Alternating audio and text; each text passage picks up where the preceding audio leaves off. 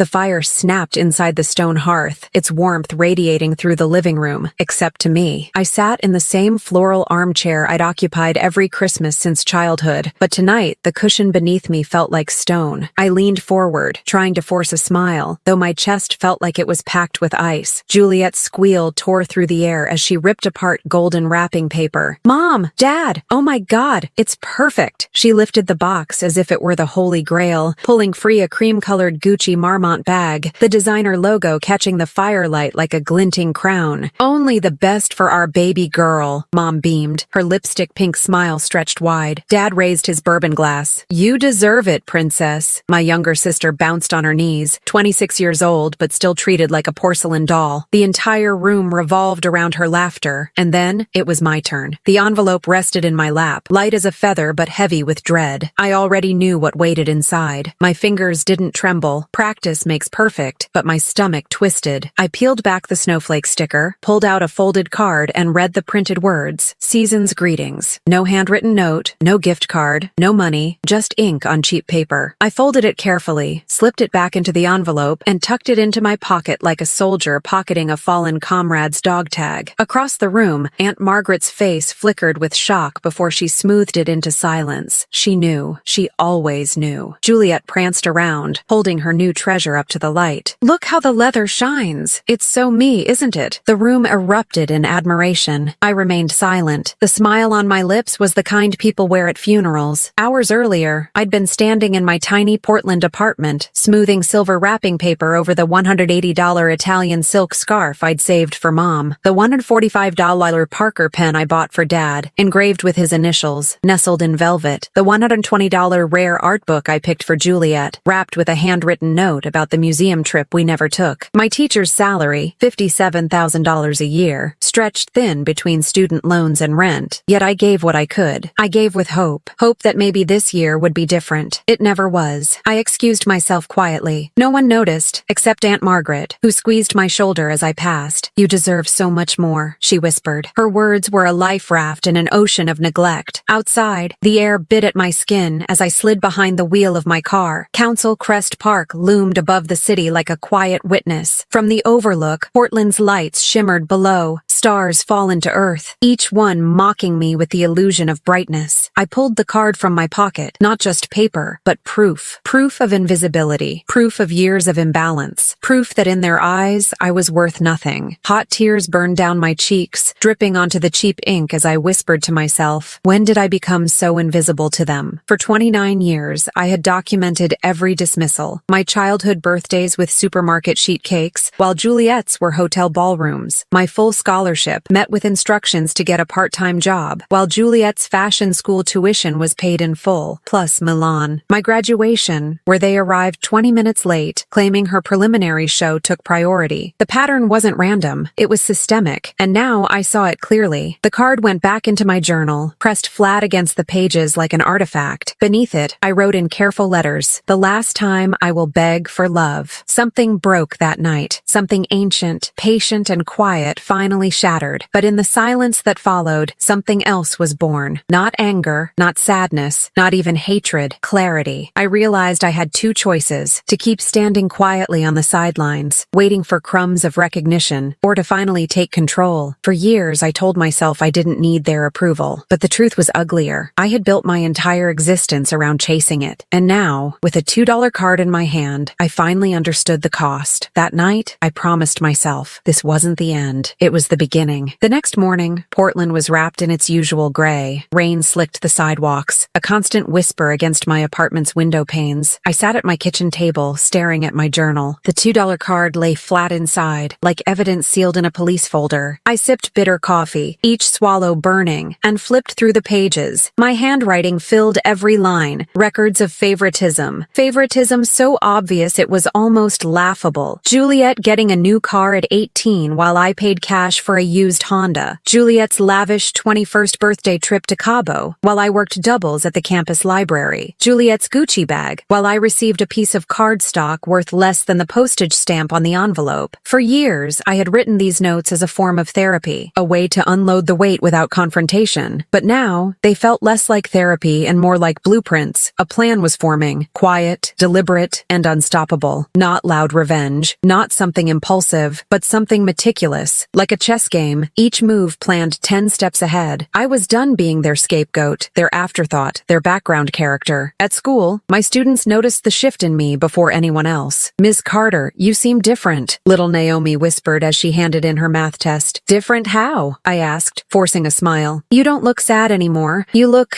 sharp." The word lodged in my chest. Sharp, like glass, like a blade, like the edge of something no one should touch. That night, I researched. Not revenge stories, not violence, nothing reckless, but control, financial control, social control, legal control, the power structures that decide who thrives and who collapses. If my family believed I was the invisible one, then fine. I would make invisibility my weapon. People never fear what they cannot see until it's too late. The first step was subtle. Mom called the next evening, her voice sing-song as ever. "Sweetheart, Juliet's new collection is debuting at the spring showcase. She wants you to fly out. Isn't that exciting?" My stomach tightened, but I kept my voice even. "I'll check my schedule." In reality, I already knew I wouldn't be going. Not because I didn't want to see my sister succeed, but because I was tired of being cast as the silent cheerleader. My presence was always required, my achievements ignored. This time my absence would speak louder. When I didn't show, Mom left a voicemail dripping with fake concern. "We missed you, honey." Juliet was so disappointed. "We hope everything's okay." I didn't reply. Silence became my weapon. Every ignored call, every unanswered text, every skipped dinner chipped away at their assumption that I would always be there. For the first time, they began chasing me. Dad sent a message 2 weeks later. "Everything all right? Haven't heard from you." Still, I said nothing. Juliet finally broke the pattern. She called, her tone sharp, irritated. "Why are you ghosting everyone? You can't just disappear, you know." Her words made me laugh, a cold, quiet laugh that startled even me. "Funny," I said. "That's what I've been for the last 3 decades. Disappeared." And I hung up. The shift unsettled them. I could feel it. Their texts grew longer, their voicemails softer, their invitations more desperate. Aunt Margaret called once, her voice low and serious. "They're finally realizing what they've done," she said. "Don't give in too fast. Let them sweat." Her words were gasoline on the fire inside me. For the first time, someone wasn't telling me to forgive, to let it go, to be the bigger person. She was telling me to hold my ground, and I did. But silence was only the beginning. The second step was exposure. Not shouting, not confrontation, but documentation. Every journal entry I'd ever written, I began transcribing digitally. Dates, receipts, screenshots, photos, thousands of tiny details. Every slight, every favoritism, every lopsided holiday gift. I built folders, labeled meticulously, birthday 1999, college 2012, Christmas 2023. A pattern emerged so clear it was damning. This wasn't a daughter imagining things. This was a case file, evidence. And someday I knew it wouldn't stay hidden in my laptop. One evening in March, as rain lashed my apartment windows, I stared at the glowing screen. Dozens of neatly organized files blinked back at me. A thought crept in, dark but undeniable. What if the world saw this? What if everyone knew the truth about my perfect family? I imagined Mom's reputation in her charity circles shattering, Dad's business partners whispering, Juliet's designer friends side-eyeing her, wondering if her career was built on the back of favoritism and cruelty. The image made me smile. Slow, sharp, and dangerous. Because the truth wasn't just a weapon, it was nuclear, and I had the launch codes. That night, I closed my journal with finality. The girl who begged for love was gone. The woman who replaced her wasn't here to beg. She was here to take back everything, and she had only just begun. Spring arrived with its usual false promises in Portland. Sunshine for a day, then rain for a week. But inside me, something had shifted. Where once I would have dreaded family gatherings, now I anticipated them with a quiet, dangerous thrill. It began with Juliet's birthday. The invitation arrived on pastel cardstock, embossed with gold lettering. Join us for Juliet's fabulous 27th birthday soiree. A rooftop bar downtown, open bar, catered hors d'oeuvres, the works. Her events always sparkled, like her life. Mine, by contrast, had been dull, gray, and unseen. Until now. I didn't RSVP. I didn't even acknowledge it. But on the night of the party, I made sure Juliet knew I hadn't forgotten. While she bathed in champagne and attention, an anonymous Instagram account account went live, The Invisible Sister. The first post was a photo of a $2 Christmas card, captioned, "When your sister gets a $4,300 Gucci bag, and you get this, family favorites." The second post was a collage of receipts, the scarf, the pen, the art book I'd given, neatly stacked against their gifts to me, a clearance mug, a regifted candle, a card. By midnight, the account had 500 followers. By the end of the week, people started whispering. The fallout came fast. Juliet called me 3 days later, voice sharp with fury. "Are you seriously doing this? Do you know how bad this looks? Everyone's asking questions." I played dumb. "What are you talking about? Don't act innocent. This stupid invisible sister account. It's obviously you."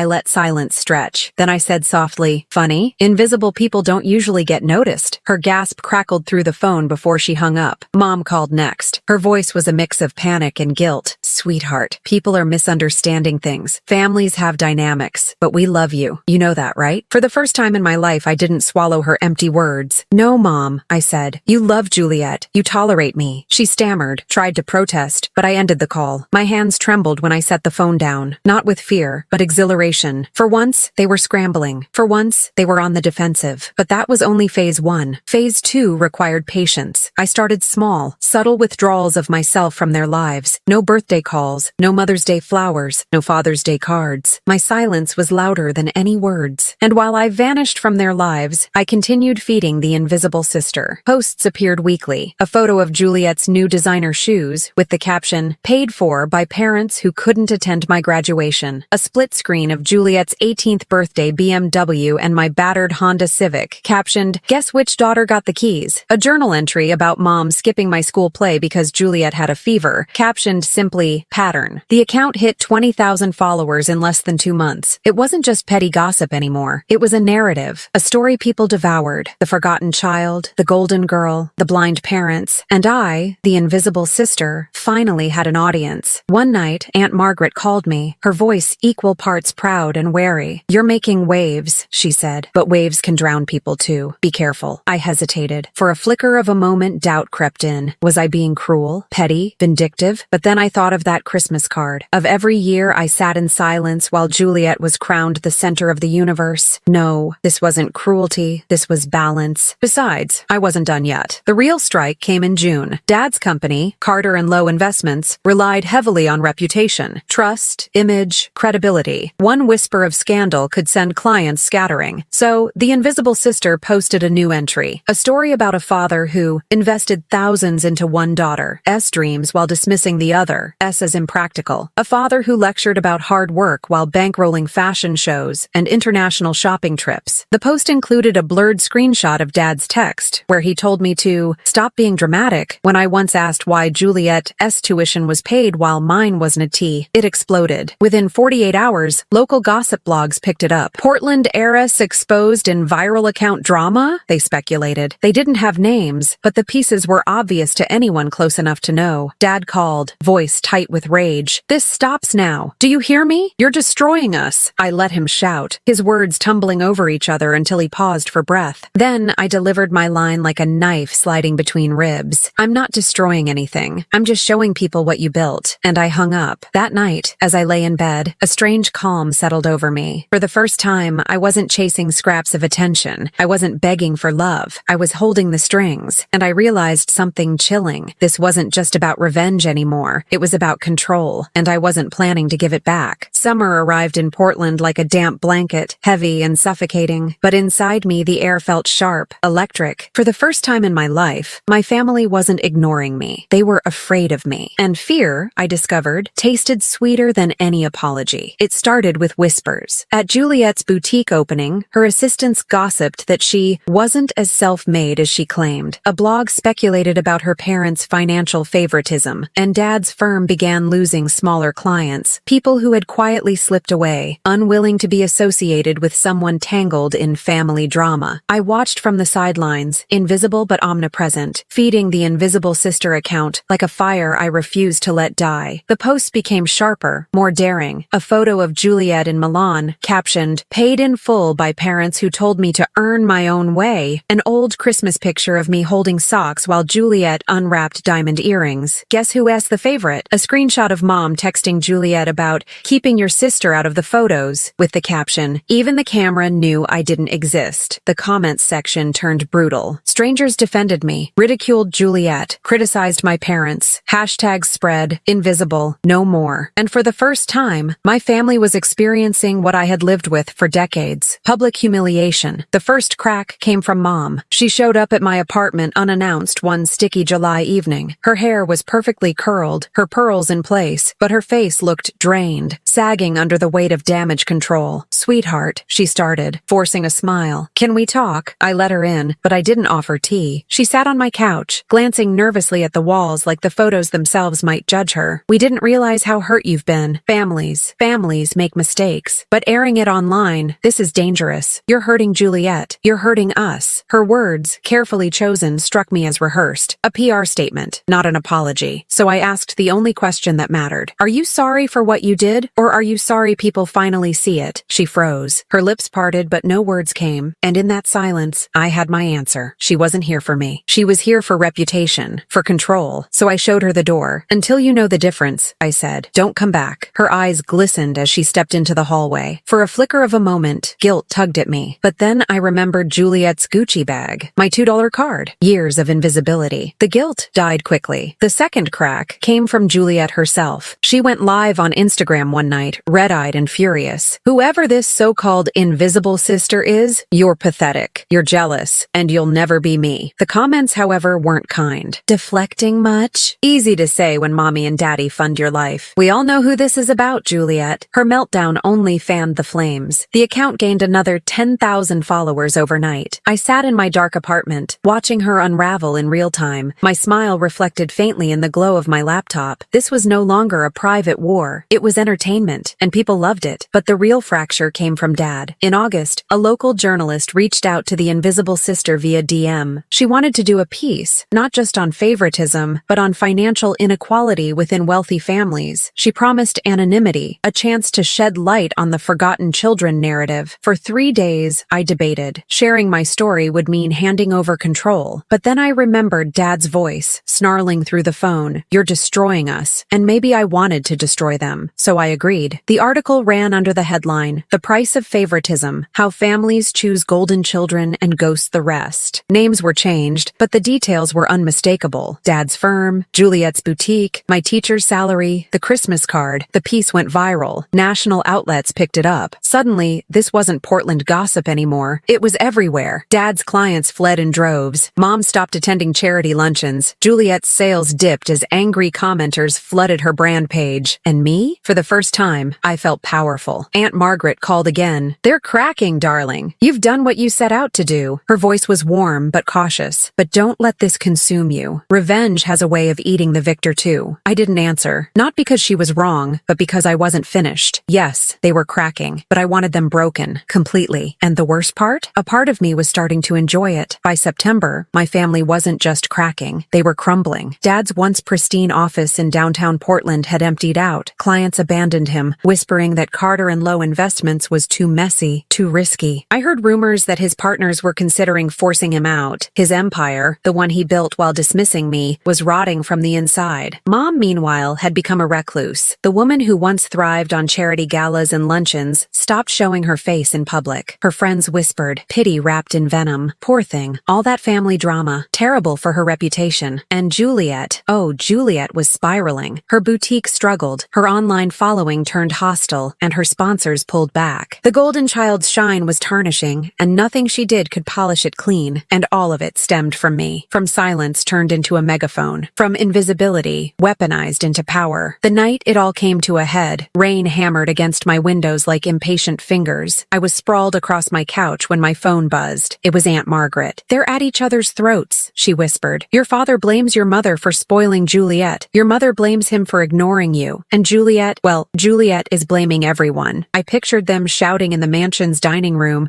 crystal glasses shaking on the table as accusations flew. The image filled me with a dark, intoxicating satisfaction. "Let them," I said softly, but Aunt Margaret's voice grew sharper. "You wanted them to feel what you felt. They do now. You've exposed them, but be careful, child. If you keep pushing, you won't just hurt them, you'll destroy them." Her words lingered, heavy and sharp, but destructive. destruction was exactly what I wanted. That weekend, Juliet posted another live video, her most unhinged yet. Tears streaked her face, her eyeliner smeared. Do you people get off on this? Watching me suffer? Whoever's behind this account, you're sick, you're jealous, and you're ruining our lives. The comments flooded in like knives. Accountability isn't jealousy. Funny how she only cries when the freebies stop. Guess you know how your sister felt all these years. Juliet threw her phone at the wall midstream. The video cut out, but it was too late. Screenshots, clips, memes, they spread faster than wildfire. By Monday, her brand partners had cut ties completely. The boutique announced temporary closure. The golden child was officially tarnished. Meanwhile, Dad cracked in his own way. A news outlet reported that Carter & Lowe was under investigation, something about irregularities in financial disclosures. Whether it was true or not didn't matter. The timing was damning. He called me that night, his voice raw, broken. "You've ruined us," he rasped. I listened quietly, letting his words drip with years of arrogance turned into desperation. "You think you're the victim? You think this makes you strong?" His breath hitched. "You're nothing without us." That line, the same line he'd used my whole life, landed differently now, because for the first time, I realized it wasn't true. I didn't need them. They needed me, and I wasn't coming back. I hung up before he could say another word. Mom was the last to break. She sent me a letter, handwritten, trembling cursive. Not an email, not a text, but an actual letter, as though the act itself might prove her sincerity. "We didn't mean to hurt you," she wrote. "We thought we were protecting you by being harder on you. You were the strong one. Juliet was fragile. We gave her more because we thought she needed more, but maybe we were wrong. Please, come home. Let's talk." For a moment, my chest tightened. A flicker of the little girl in me wanted to believe her, wanted to rush back, to finally be seen. But then I remembered every year of invisibility, every dismissal, every time they told me to be stronger while they coddled Juliet. The letter wasn't an apology. It was a plea to clean up their mess, and I wasn't their maid anymore. I folded the paper neatly, slid it into my journal, and wrote beneath it, "Too late." By October, the Carter family was unrecognizable. Dad's business was collapsing. Mom was a ghost in her own social circles. Juliet had become a cautionary tale. And me? I was thriving. My classroom felt brighter. My students, my coworkers, they saw me. They valued me. And outside of school, I had an audience of hundreds of thousands hanging on every update from the invisible sister. For once in my life, I wasn't invisible. But as the leaves turned and the air grew cold, a question gnawed at me. If I'd already broken them, why did I still feel hungry for more? The answer came swiftly, dark and undeniable. Because breaking wasn't enough. I wanted to watch them shatter, completely. They called it the turning point. I called it the moment the ledger closed. By late October, the atmosphere around my parents' life had turned poisonous. Old friends vanished like smoke. Sponsors returned contracts with polite notes. The board at Dad's firm met in secret and walked out with stiff faces. The house that used to smell of lemon polish and roasting turkey had become an echo chamber of accusations. Every unanswered question, every half-remembered slight I had cataloged, fed the rumor mill until it became an avalanche. The plan I'd been assembling for months was never about a single explosive act. The real power was timing, slow exposure until pressure built so high the brittle things in their lives would snap. Like a sculptor, I'd been chipping at the edges until the statue fractured. The final push came with a lawyer's letter. I didn't send it. I didn't need to. The journalist who'd written the feature contacted me again, breathless with the kind of glee only people outside a family get to feel. She wanted more. Documents, contacts, anything that could tie the thread tighter. I provided it. Tax forms ID found in a forgotten desk drawer when I helped clean out the house. Screenshots of jokes Dad had made about investing in the prettier one. Banking notices indicating transfers timed around Juliet's tuition payments. It was clinical. It was precise. It was surgical. The next morning, the headline read like an execution. Insider documents reveal unequal trusts. Lavish transfers to heir apparent. The story linked to a public records request for the firm. It linked to receipts and invoices. It linked to a single, unadorned image of the $2 card I had framed, a symbol turned subpoena. Within hours, regulators knocked on the doors of Carter & Lowe. The partners who had ignored the whispers suddenly became frantic, combing through ledgers for reasons to distance themselves. Clients who once toasted Dad dad at charity galas called their brokers and asked quietly whom to trust instead. Contracts were suspended, investments frozen. The firm S stock, if it had ever been spoken of in our home as anything but Dad's legacy, plummeted. Juliet's boutique was a casualty more immediate and cruel. Supply chains paused. Wholesalers demanded proof. Her flagship line, reliant on goodwill and social proof, faltered under the weight of scandal. Influencers who'd once posed with her designs scrubbed photos. The polite applause that used to follow her faded into curt silence. They blamed me in public. The family scapegoat returned as an arsonist. Dad's calls came in a barrage, furious and pleading. Mom sent messages that moved through a spectrum of tones: denial, anger, begging, apology. Juliet's voicemails were a jagged thing, sobs braided with accusations, then threats, then the brittle voice of someone learning to protect herself by building walls. I read every message. I listened to every plea. I let them howl into my phone, and then I muted the thread. The sound of their desperation was music I'd only ever heard faintly, until I became the amplifier. That night, they met with lawyers. I watched news feeds as family portraits were dissected by armchair commentators. The same people who had assumed I'd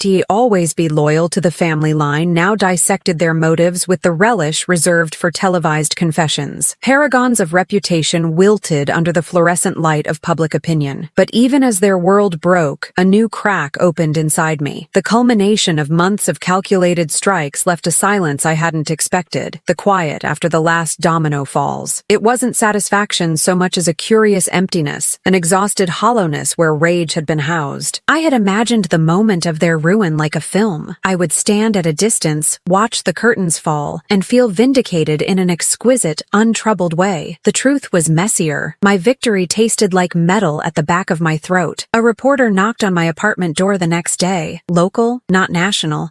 Camera already assembled like an accusation. They wanted sound bites, tearful reactions, the human face of the movement they'd helped amplify. I refused interviews. The account had done its work. The narrative had moved beyond me. I closed the door politely, my pulse steady, and felt the surprising tremor of loneliness. That evening, Aunt Margaret came over, cheeks flushed from the cold. She sat opposite me, hands folded, eyes impossibly tender. "You did it," she said simply. No praise, no condemnation, just a statement of fact. "Yes," I replied. "I did." She reached out, fingers tracing the spine of my journal. She didn't ask if I regretted it. Instead, she asked the question I hadn't known I needed. "What do you want now?" I thought of the ledger entries, the framed card, the news clipping, each a grain of sand in the weight that had finally tipped the scale. I thought of the times I'd swallowed my voice for the sake of domestic calm, of the nights I'd ironed a shirt for a sister who wouldn't have come if she'd had to. I thought of the little Naomi who told me I looked sharp, and the students who sent notes saying I could changed how they saw themselves. What I wanted, at that precise moment, was not revenge anymore. I wanted reclamation. I wanted a life that didn't require the collapse of other people to exist. But the accounts, the headlines, the hashtag storms, they had already altered the map. There was no unringing the bell. Aunt Margaret stood, smoothing her coat. "Be careful," she said, the old warning in a new tone. "You can break them and still be left to pick up the pieces." Her warning landed like a stone. I lay awake that night listening to city rain like a metronome, counting the cost. The family I'd loved and loathed would never be the same. I had taken their power and given it back to the world to judge. They were fractured, and I was different. Stronger, yes. Harsher, perhaps. And undeniably alone. When dawn came, I framed the last piece of evidence. Not to gloat, but to remember why I'd done it. The card sat inside the frame. Small, ordinary. Ordinary enough to have been dismissed for decades. Now it looked like an accusation in glass. The shattering was complete. The climax of months of measured cruelty had been reached. The consequences rippled outward. Financial ruin, public disgrace, private collapse. Victory had arrived in full costume, but the applause had a hollow echo. And as I stood at the kitchen window watching the city wake, I realized that the hardest part wasn't bringing them down. It would be what came after, when the noise faded and only the quiet remained.